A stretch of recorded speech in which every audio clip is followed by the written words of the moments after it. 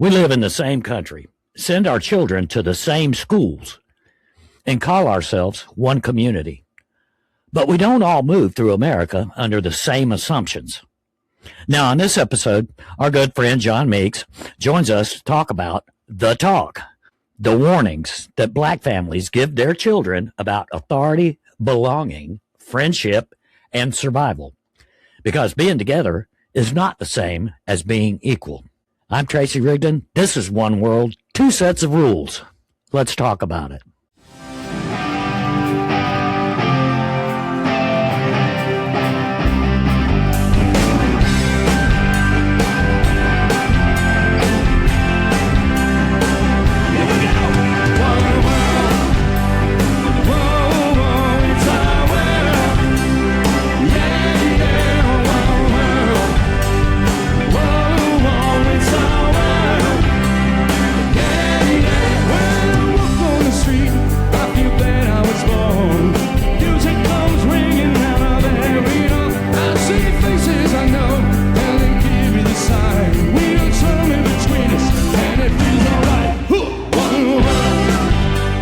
Welcome back to the program, guys. Thank you so much for joining us here on One World episode this week. This is going to be a bonus episode. Fantastic. I tell you what, this is going to be a powerful episode. We've got a lot of ground to cover. And joining me, as always, is my co-host, Mr. Jim Alabiso. Jim, how are you doing today? I'm doing really well. How are you guys doing? Fantastic. Other than the fact that it's hotter than the seventh level of hell out here in the woods. Of course, everybody's got it is. It's 70 degrees here in my apartment. 70 degrees. 70. Well, you know what? My thermostat upstairs, I've got two units, one downstairs and one upstairs. The one upstairs I've got it set at 76. And believe me, when you come in from being outside where it's 100 degrees, you hit 76 and you just feel like you're in heaven. I mean, for real. That's the way it is over here. Same thing. For real. I like my igloo. But tomorrow morning, before sunrise, I'm going to be taking a dip in the ocean. So you got a couple of miles in. Cool off. You got a couple of miles in the other day, huh? Yeah, that was Saturday. But you know what? The water's like 86 degrees. So that's what I heard. That's I heard. Like Gulf temperature. Yeah. That's nice. Yeah. Oh, yeah. And they're already predicting an El Nino that's going to kick our butt. So anyway, now onward and upward with our special guest tonight. We're going to be going over a topic that has actually the topic has been around for a long time, but it has recently reared its head because of a tragedy that happened in Mississippi. Joining us today is my good friend, Mr. John Meeks. John, how are you doing? Fantastic. Happy Friday. Oh, yeah. I can't complain. Fridays are beautiful. I can't tell the difference anymore, guys. You know, after I retired, it was like, it's like Friday, Monday, Tuesday, Wednesday, Thursday. Yeah. So it's all the same. It's coming to an end because summer vacay is ending for Duval County Public Schools, and teachers report back to work Monday, and kids come back August 10th. Wow. No rest, like you said, no rest for the wicked, huh? Right back in the game. Of course, by the way, 2 years in a row of A-rated schools for Duval County Public Schools. Have to say that as the teacher first vice president of Duval Teachers United, AFT Local 3326. Of course, speaking as an individual. Raise the roof. Amen. Absolutely. Hey, listen, let's jump right in, John, shall we? When Nolan Wells, his body was found, and then it hit the news, and then all of the other controversy around that started hitting, something else started hitting the news, and that was what many people and different families may have different, what they call this, but the talk has been brought up, and there's been lots of research on the talk, and Black families and white families have a different definition for the talk. While there are many similarities, like we were discussing before, like, when your child is becoming a teenager and getting out into the world without, parental guidance, there are things to look out for, things that they should be doing. And some of the similarities are present in both cultures, in both households, black and white. But what is a stark difference is one child may hear, have fun, be home by midnight, and another may hear, keep your hands visible, watch who you're with, don't run, don't argue, call me immediately, understand that people may see you as a threat. The contradictions in that is like night and day, really, from what and I was a child of the 60s, and in the 70s was driving and going out and getting into mischief, and we never got to talk like that. I mean, it was just like I said at the beginning, have fun, be home by midnight, call me if you need a ride. That was about it. That was about it. Well, So John, yeah, it is privilege. It is. You're absolutely right. John, I'll tell you, I discussed this with a lot of people who immediately said, no, I don't think I should go on camera to talk about that. I might just get too pissed. So John, John, tell me your experience with the talk. Oh boy. I mean, I grew up in Clay County Public Schools. I attended starting in 1979, Navy brat, born in California, moved to the west side of Jacksonville in 1977, and then when I was about 2. And oddly enough, my parents moved us to Orange Park because of the schools, and because Jacksonville was dealing with forced busing, and they had its own issues, and Clay County seemed like an ideal place for a lot of Navy families to locate their children to. I think plus the schools over there at that time were actually, looked at as better schools too. Yes, very high quality schools. I mean, I was very fortunate to have gone to Clay County from K through 12. I still stay in touch with some of my former teachers, mind you. But I do know I was helping integrate W.E. Cherry. I was helping to integrate Orange Park Middle School. I was helping to integrate Orange Park High School in my own way. Because looking back, I did notice certain patterns. Me being autistic, recently diagnosed, I'm really good at pattern recognition. But I did notice that when it came time for gifted resource pullout, like if you're familiar with that, like once a week, a gifted teacher, an extended studies teacher, as we called it back then, would come to the classroom, pull some kids out, and they had their special gifted time. So one year, 3rd grade, I just simply said to myself, let's ask the teacher if I can get in. And oddly enough, she said, sure, let's talk to guidance, talk to your parents. So I was staffed gifted. But here's where the pattern comes in. I noticed that not every person of color could advocate for themselves to get into the gifted and didn't have the abruptness of saying, can I get in? And I saw quite a few of them, my fellow Black students who were already the minority of the school, were a disproportionate amount of the special education students. Whether I don't know if they were needed in it, but I've had, even I learned from that John Waters from Hairspray, it talked about the way we track people of color and sometimes doom them to low expectations by putting them in programs that they may not need, such as special ed, but they're presumed to be, quote unquote, less.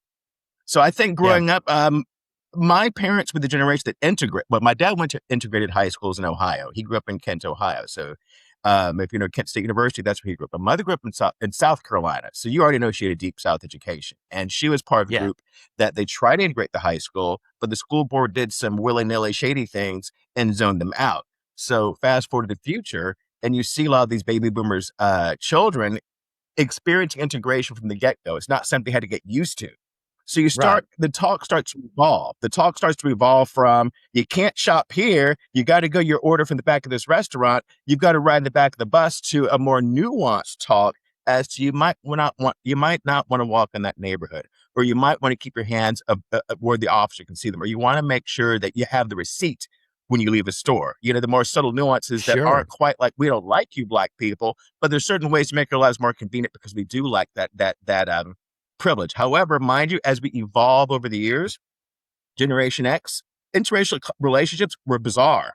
for my age group. You know, it was like Sure. almost a special episode of your favorite sitcom. You know, you didn't have integrated friend groups to like, for example, Orange Park High School had a race riot in 1991 because there was a concern brought up by a white student about why the black students sit together, because there was still some residual segregation going on even in Orange Park in 1991. Sure. You even got on Sure. CNN. But now you do have multiracial friend groups. You do have, it's taken for granted. I teach middle school. I see umpteen more times interracial friendships, interracial dating that I ever saw coming up from 79 to 92. So I think it starts giving young people a false sense of security, because the way our narrative of history goes, it's always the civil rights movement, we overcame, and we have to do anything else. We're all safe, we're all good to go. But when you're the only black kid in your gifted class, that's where the insidious part of assimilation comes in. I don't think it's bad to adapt to a society or a dominant society, but I feel that we often lose ourselves along the way, and we begin to assume that white is safe. As a matter of fact, integration and assimilation brought down. He's enjoying himself on the shore. You know, years and years and years ago, we had safe places for African Americans to enjoy the water. Manhattan Beach here, American Beach, American Butler Beach. Beach. yeah. You know, I vacation up at a town called Ottawa, Michigan, with my Meeks family. I try to get there for Juneteenth every year. And the irony of it all is when integration came along, these safe communities in the Green Book disappeared, and we blended, we melded with the more popular white mainstream vacation places. Same with the Catskills and the Jewish Americans. We became more mainstream. We got that false sense of security. And I think that we think that just because we're together, it means that we are together. Let's not forget the story of Tomla Horsford, the one woman in Georgia, Forsyth County, who mysteriously died in mysterious circumstances because she felt safe in her integrated and safe and white group of friends. But the question is when do they stop being your friends, and where does the trust end? And also I have to keep saying about young kids, when the parents do try to give them the talk, oh mom, those were different times. You grew up in the Stone Ages. I think we've been pretty much brainwashed to believe civil rights was so many years ago. Have you seen like color photos of the civil rights movement? Have you seen like color photos of the movement going on? It's Yeah. always black and white, like it's a cave painting. But guess what? Ruby Bridges is still alive. Ruby Bridges, I believe she's 71 years old, but Ruby Bridges is still kicking. So a Yeah. lot of the concerns and fears and the trauma, and as Eckhart Tolle calls, the pain body is still living within us. And I think that's a giant concern of mine, that we do keep our eyes on the prize, which I still don't think we've achieved, that I think a lot of our younger people believe that we've already gotten there. We're not there yet. We are Yeah. not there yet by any means. Yeah, and that's a shame. And in the year 2026, that like you said, is still not there. Very prevalent in the South. Very prevalent in my very red county. Now, John, you appeared on my other podcast sometime back, and because of your connection with the unions and the school boards and working with communities, you told us that solidarity is a way of life. And this time we're examining, what that solidarity requires when some members of our community are forced to teach their children survival lessons that others, the white families may never have to consider. Right. And I received that talk in bits and pieces. It was never like a formal sit-down dissertation, but Sure. I was told to keep my wits about myself, in very subtle ways, especially when I got into high school. I remember there was controversy over a local judge saying something about interracial couples, and I was going to prom that year, and my parents, kind of nudged me like, keep your head on a swivel. So Yeah. it came in dribs and drabs over the years, and mind you, I think even I fell prey, and thank God I had a certain privilege of position when I went to school in Georgia. I went to school in South Georgia College, and I know you're all gonna like take turns slap me across the face shoulders when I tell you the story, but I was going to a toga party in college, in an all-white college, South Georgia College. I had no car, okay? But Magic Man had a plan. He decided to hitchhike in the Georgia woods to this toga party. Yep. Wearing and then he walks up. the black guys walking down a dirt road in Georgia wearing a white robe. I had a bag with my change of clothes in it, so I had my toga in the bag, and I see this dumpster on the side of the road, and I see this car. It's in the shadows. Now 18 years old, barely out of being 17, going to this toga party. I knocked on the police. It is being a police car. I jumped the headline. I didn't know it was a police car until I was up on it. And they said, "How can we help you?" And I said, "Well, can you help a Navy kid get to this to a drama club gathering?" And it was absolutely, show us your ID. And I pulled up my military dependent ID. They're like, "Wow, it's great to help a sailor. Get in the car. We'll drive you there." So we pull up to the toga party, and everyone's in the front yard. And I already laid out the narrative that it's a drama club. So they had no questions. We're like, "You get out there and thank you for your service. And you have a safe night." Would have never, ever, ever happened in any part of the multiverse ever. So yes, I know. This is one of those stories you tell your parents after you get old enough so they can't beat you. That's why I waited until I was old enough that the statute of limitations had passed. But I know in hindsight, that would not have had a happy ending if it happened just one way or another in some other cattywampus direction. I mean, I'm touched by an angel. Oh, that could have gone south. Yes. Those banjos would have started playing. Oh my God, yes. Yeah. Well, the cops could have been the aggressors on that one. Absolutely. Or as the young people have, the saxophones would start playing. I think the young TikTok crowd would know what I'm talking about when I say that. But yeah. Well, I'll tell you, you were talking about, the integrated couples before I shoot over there to Jim real quick. The integrated couples, I was married for many, many years and I'm still good friends with my ex-wife. She is a Black Hispanic woman, and our stepdaughter, her daughter, is mixed race as well, and identifies and has always identified as Black. And she was 14 when I moved into the house. When I married Alex, she was 14 years old. So I was thrust into a whole new world, a fiery Hispanic woman, and something different to me, a young Black female teenager. So the teenage hormones and all the stuff. But you know what?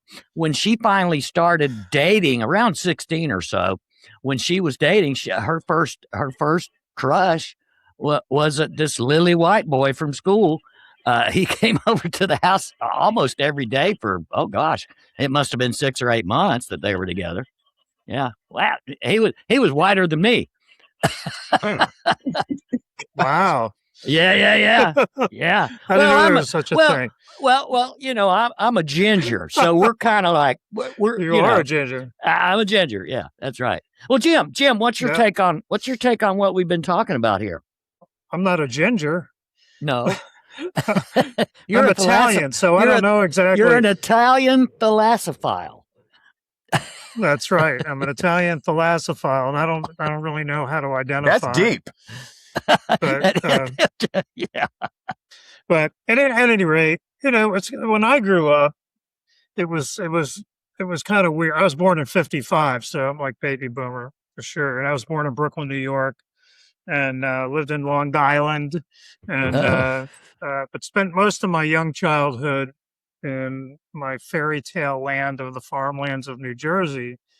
And I don't think I'd ever seen a Black person yet. And then I went to some kind of camp. It might have been a YMCA thing. And I'm embarrassed to say this, but we were all on this yellow bus, and there was one Black guy on the bus, and all the kids were making fun of him. And I buckled to the peer pressure, and I called him Chocolate Face. And I was like 7 years old, and it still stings to this day. But I was fortunate enough. I hope it doesn't sting him to this day, but it definitely, it stayed in my head all this time. But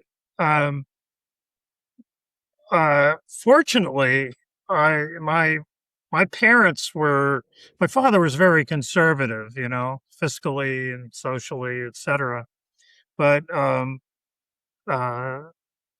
McCarthy era, but my mother was very liberal, so I just was liberal because of my mother, and she was raised in a Jewish Italian neighborhood, and she could even in the 70s, she could care less what color you were, whether you were gay or not. She'd care less. She just opened her arms to everybody. So that was the talk that I got going out of the house. Just like your shirt, be nice to everybody. And so, that's what I kind of grew up with.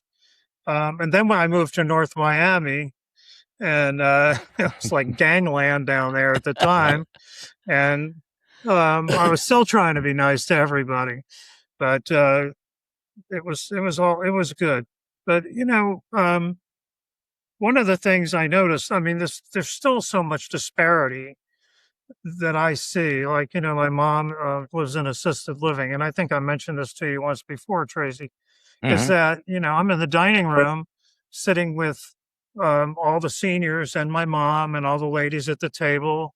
I have a lot of senior ladies sitting with me at the table, and I'm looking around the dining room, and there's one person or two people in there that are Black. And I'm like, why is that? And all the servers were Black. Now, it was just like, it just reminded me of like the old South, because Yeah. that's what it looks like, you know? So it's like, I don't buy that, we're over this by any means, and if parents have to give their kids a talk, I just don't blame them at That's this true. And point. you're right about the racial makeup of service staff, because like I remember on 17, like in Ortega, there'd be like the Black housemaids waiting for their city bus. As late as my college days, I'd see them waiting with their maid uniforms on, just like from The Help, to film. Like And the like that reminds me, when you said that, riding the bus, I'm thinking of some of those scenes in that movie The Help, Mhm.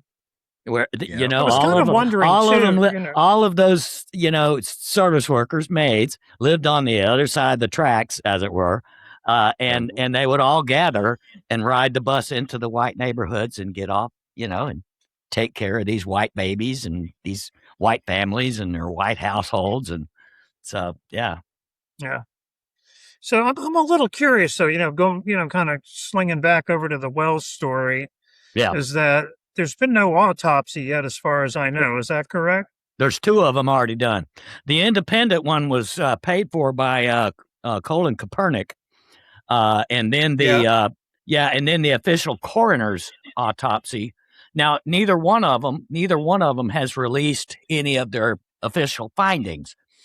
There was some reports. Now the official coroner's report is not going to be unsealed until until there's an official indictment, and that's coming. I just read today that is coming. But see, this is my misunderstanding. Yeah, well, there was some. This is my misunderstanding, though. Yeah, but there's go ahead. also a problem with the independent one that was done first. There is some thought out there and some opinions, and I tend to agree that maybe the independent autopsy should have been done after the coroner had gotten finished, because, as you know, when an autopsy is performed, the body is altered. The body parts are removed, and so when the coroner's office took possession of the young man's body, it had already been altered. It had already been sliced up. Body parts had been removed. And so they could have the independent, the people that did the independent autopsy may have inadvertently, in so many words, they may have inadvertently fucked up. Yeah. No, I get that. But the thing that I don't, I get that. But the thing I don't understand is how, we really don't know what happened. No. Exactly. Right. And so there's a lot of social media and stuff posts going around. So we don't really know what happened. Yeah. It still elevated the talk. Sure. It did. Right now, there's no news. There's no news yet. No. Official news. No. They have many layers. It's got many layers. It's multi-layered. Since it was in Mississippi, the people from the Cajun Navy, you've heard of them, rescue volunteers, Well, they said that Mhm. particular area where the body was found 2 days after he was reported missing, um, Mhm. that area was known for having serious current problems, issues with, tide Mhm. waters being Mhm. very rough, even for a good swimmer. Mhm. And it's reported that Nolan was a good swimmer. So, but that's neither here nor there. Uh, uh, But mind you, also when the it comes to girl, swimming, the girl, that's one of and the then layers. there's also reports that the girl that he was supposedly staying behind with had Mhm. different accounts of what was going on. So yeah, like you Right. said, John, there's a lot of layers to that story. A lot. And I think the Yeah. swimming layer also speaks to racism because, city pools were often drained or closed to avoid Oh yeah. integration.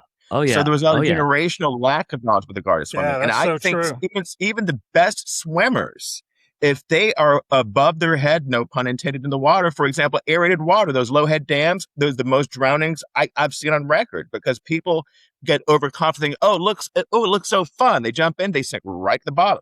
And same with Right. rip currents. I could be the most confident swimmer. I'm not going out there. I swim, but I don't swim. I don't swim to enough to where I can actually say I am confident I can swim in a rip current.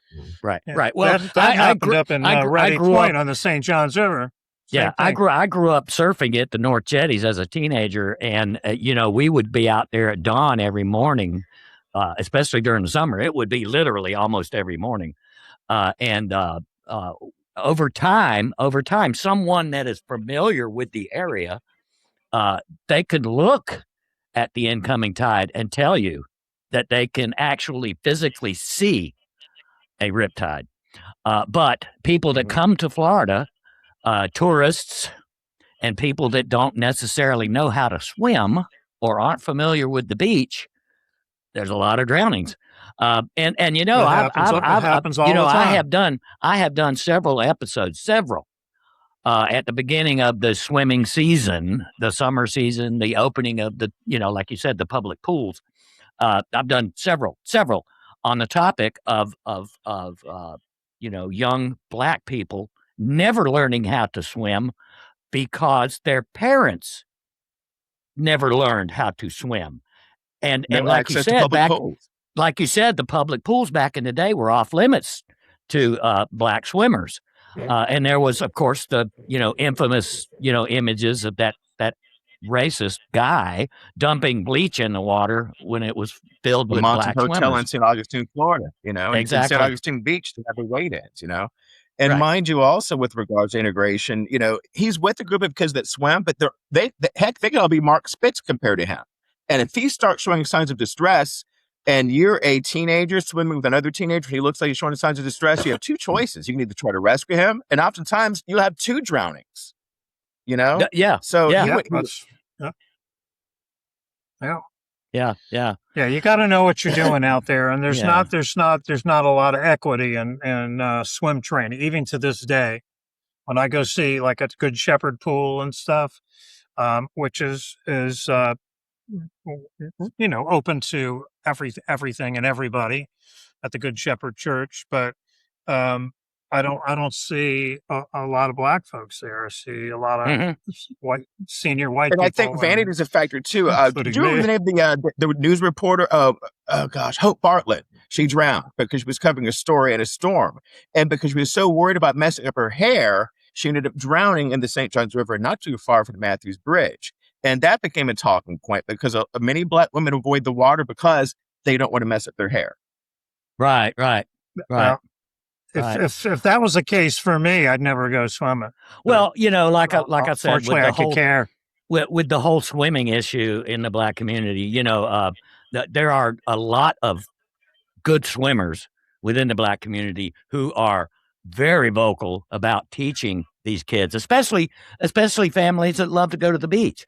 Go to the beach to hang out, and like you said, American Beach again, historically a black beach, what they call a black beach, and it is. And you talk about people going to the beach and not knowing how to swim. That's a dangerous recipe right there. And 'Cause combine that with a lack of they lifeguards. Remember in the 1980s, there was a feeling of drowning there. yeah, they might think that, well, I'm just going to walk up to my knees and get my feet wet and that kind of thing. Well, Right. if you walk into a rip current, it could take your feet out from underneath you if it's strong enough. That's a fact. And without lifeguards, because for years there were drownings like Memorial Day weekend, American Beach, because they had no safety precautions. They were on their own. Yeah.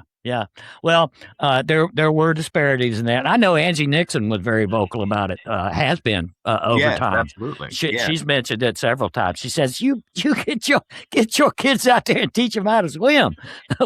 First of all, you're in Florida. You're in Florida. We're surrounded by water, and you don't even have to go to the beach or to the river.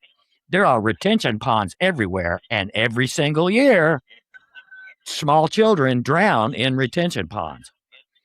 Absolutely. So, absolutely. And I want to don't throw know. one big layer to the onion also. And I think at the root of it all, Nolan Wells just wanted to fit in. I think when you're a Black child in a predominantly white institution, you want to do whatever you can to fit in with the crowd, to be accepted. And oftentimes, especially my generation coming up, I think we were gatekeeping Blackness a lot less these days, because back in the day, you had to be a certain way of Black. You either had to be athletic, be a dancer, be a rapper. And there was no room for alt Blacks or nerdy Blacks or anime Blacks or Blacks that like cats, But I think oftentimes, like, I myself was in the Einstein's crowd. I didn't see myself in a lot of my Black classmates, the few of us that were in Orange Park. So I did find myself gravitating to the white kids that had the same interests as I did. But then that invites the tokenism, and that invites the part of, am I really here for who I am, or am I here because of liberal guilt? And I think that Nolan Wells, the late Nolan Wells, rest in peace, had those same issues. And I hope that the Black village does more to embrace those that don't fit the Black archetype, so that way they don't feel forced to find quote unquote refuge with white people, because there are many, many expressions of being white. You never say, oh, you're not white enough because you play golf. You're not white enough because you play basketball. There's no gatekeeping white, Yeah. Well, you're right. You're right. Golf actually puts me to sleep. I can't stand it. But Nolan Wells, for instance, and we'll move along after this. Nolan Wells, his death raises, like we said, some unresolved factual questions. Nobody knows what's going on. There's some issues with the autopsies and that kind of thing. But it also, if you think about it, it exposes some familiar fear that what happens when a Black young man or young woman enters a space where the people around them, may not fully understand the risks that they carry, or the responsibility they carry, that's carried towards them. In other words, like you said, are these people really my friends, or am I a token? Yeah. Well, that was kind of my point earlier, is that even though I wanted to make 2 points here. Really, we don't know what happened, so we can't make any assumptions. Sure. On the other hand, it opens the door to talk about the talk again. So even though we don't know anything, it's a learning opportunity to talk about the talk. And then when we find out what really happened, I hope we do, then we might be talking about the talk even more. But I just don't. Just don't think we're at a place in time where we can. But I think the scary thing about it is the fact that there is no cut and dry explanation. The fact that everyone is scratching their heads for why. I think that adds to the mystery of that. Is that none of us can admit to knowing truly what happened. But whenever a Black child leaves the house, the question of them is they always have to wonder what the motive is of those around them, and what they might or will do or won't do. It could, like I said, it could be a situation that's innocent of. Kid starts drowning, the other kids, they know not to try to save them, because then you might end up 3 or 4 or 5 other kids also drowning. So I'm giving them the benefit of the doubt in this case also. Yeah. Well, since One World here at One World, we're winding down here shortly, but our mission, our theme going forward in this season, our 7th season, by the way. Lucky 7. Congrats, Tracy. 7. Yeah. But our main theme is unity plus community. And so, can unity exist without acknowledging that different members of the community face different risks? can unity actually exist in that framework? I can't promise we're going to be like a giant Coca-Cola out of the Hillside Singers. I'd like to teach the world to sing. But I can say that understanding, the scripture says, understanding is the wellspring of peace. You don't have to be a clone of me. You don't have to agree with me 100%, but just understand where I'm coming from. Walk a mile in their shoes. I think it's a Joe South song. But walk a mile in someone's shoes. Just understand what their plight is. Because I think once we realize, it's like the Breakfast Club film. I'm going from reference to reference. Once they realize that they're all students in the same, but you see that bonding, you see that understanding of each other, you see that crossing of barriers. But we have to understand, we have to do cultural outreach. That's why, as I'm doing a little plug, as teacher first vice president of DTU, I've done cultural outreach to the Muslim community, to the Jewish community. You have a good point there, John. And everything. You have a good point there, John, because, talking about kindness and being nice to other people and understanding other people's stories is you can wrap up in one word, and that's empathy.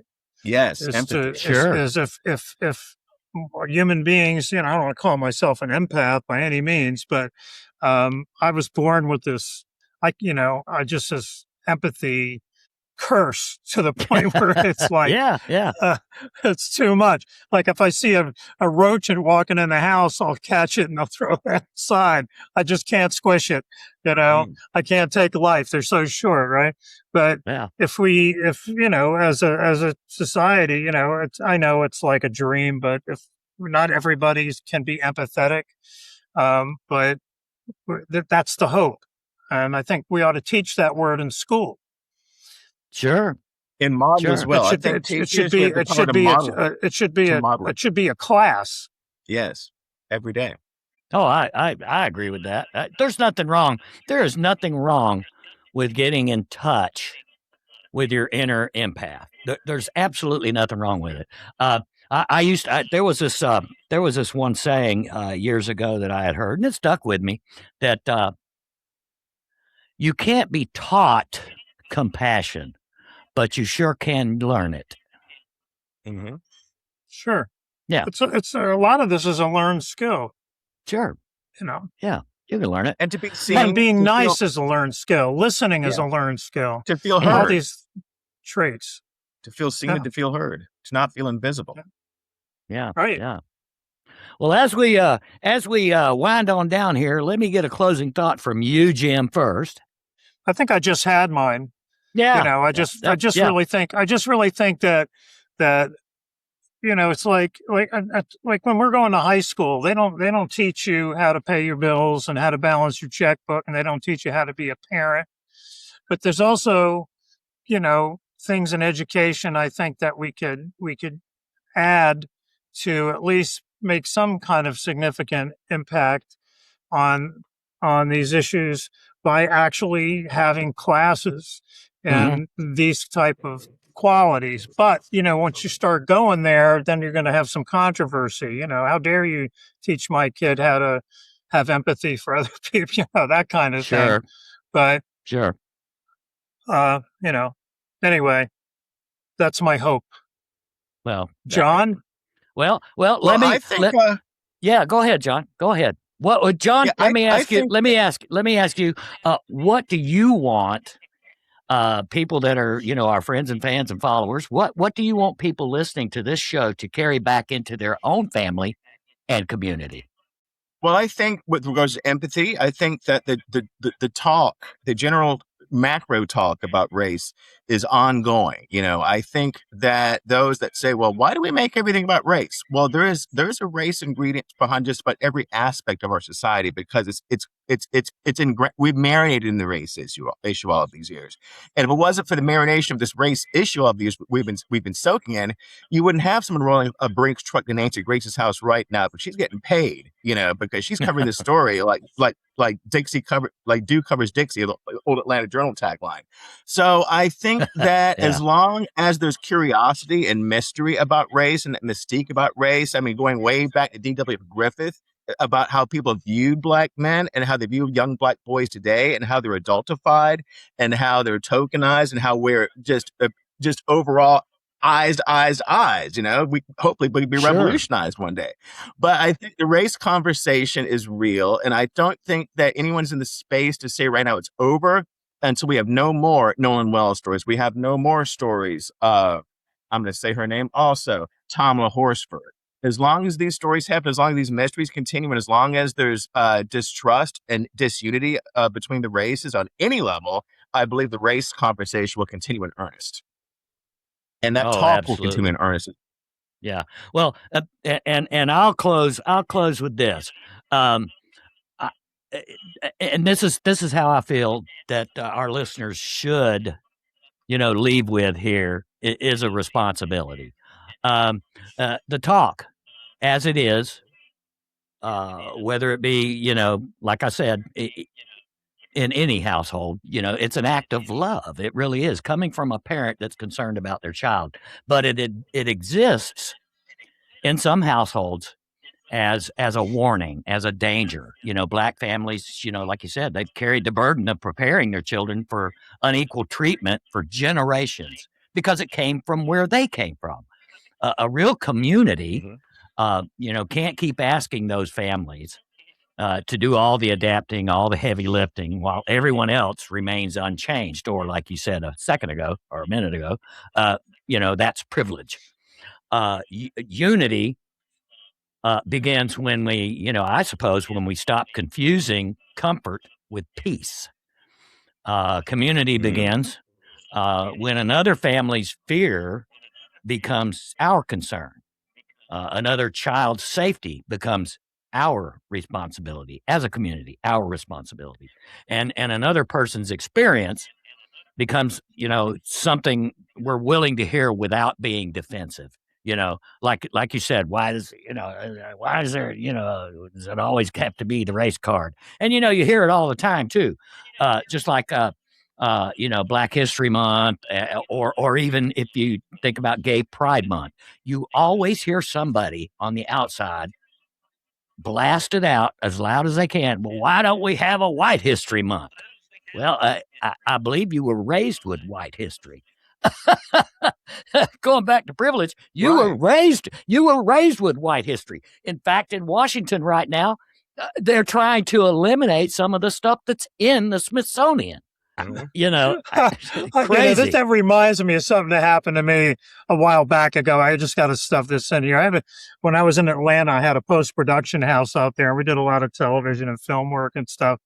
And I did a thing on BET, Black Entertainment Television, an interview and talking about special effects and stuff for students that wanted to get into that business. And then I had people telling me, why isn't there a white entertainment television wet? And I'm like, y'all, we've had white entertainment television since the beginning of the tube. Exactly. Give me a break. Anyway, I mean, all these older people that are, the MAGA crowd and the Fox News watchers and the people that just can't seem to break away. They literally grew up, and I did too, and I guess I'm reaching that age, but literally grew up with the depictions of the white household vis-a-vis, Leave It to Beaver, shows like that, Lucy, the house depicted on television was mighty white. Absolutely. And keep in mind, a lot of these Karens believe that equality is oppression. Bringing other people up to the level of the privileged is somehow oppressing the privileged. That's the equation that scares me the most. Yeah. Oh yeah. I watch. I'm a news junkie, and I watch an awful lot of those, man on the street interviews where they kind of surprise, somebody just randomly on the sidewalk or even at a MAGA rally, and they some of the remarks coming out of that bunch just my mind is blown. It amazes me how someone that's a little bit older appears to be, 30s, 40s, 50s, maybe. And some of the crap that comes out of their mouth that they honestly believe. I think it sure looks like they believe that crap. So I don't know.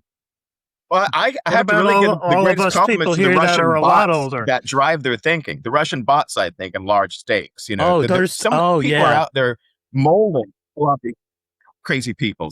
I don't want to say crazy, but controversial thinking types. You know, I don't want to try to be ableist when I say. Oh yeah, well, you know, I get trolled all the time, and you can spot the bots right off. But the bot farms are a reality. But the thing is, only people that can sense it and can spot it are immune to it, really, because there are an awful lot of people out there that they believe every bit of it, and they follow it, and they click the links, the clickbait, and all that shit. I know a lot of people older than myself that they believe everything that those bots are feeding them. So it's a sad reality that we're living through. It really is. Listen, John, it's been a pleasure having you on the program to discuss this Thanks heavy for topic. Being here. It's a heavy subject. I know it is. And thank you so much for taking time out of your busy schedule. And I didn't get pissed off. Didn't get angry. Didn't even get pissed off. He didn't say hate or kill or murder or anything like that. I actually got, I told you that I spoke with several people and I actually got some of those words. I was like, I don't want to go on camera because I'm liable to say something. So, thank you so much for, giving us your opinion and your story. Mom Donnie vibes. Channeling Mom Donnie. Oh, the mini Mom Donnies and all those communists. Oh, my God. Don't get me started. Listen, people, thank you so much for joining us on this program this week. It was a very special bonus episode. Next week, Jim and I will be diving back into the part of our self-care series, the 5 F's, and we're going to focus on filters next week. Isn't that right, Jim? Yeah. Well, last week was focus, and that was really great. So I'm really looking forward to filters as well. That's going to be fun. It's going to be really good. But anyway, at this time, we're at 45 minutes. So I'm going to filter you guys out. See you later. Yeah. Okay. Thank you so much, guys, for joining us. The talk is an act of love, but it exists because Black families know that their children may not always receive the same innocence, credibility, or protection as everyone else, the white folks. As John reminded us in this episode, simply sharing schools, neighborhoods, workplaces, and friendships doesn't automatically mean we understand one another. Real unity requires truth. Real community requires responsibility. That means listening without getting defensive, recognizing the different risks people carry, and refusing to leave the burden of adaptation entirely on the families that are most affected. The goal is not to perfect the talk. It evolves. The goal is to build a world where fewer parents are forced to actually give it. Thank you for joining us on One World in this very special bonus episode with our good friend, Mr. John Meeks. Don't forget to like, share, drop a comment below, smash all the subscribe buttons, follow us for more. Until next time, take care of yourselves and each other. Peace.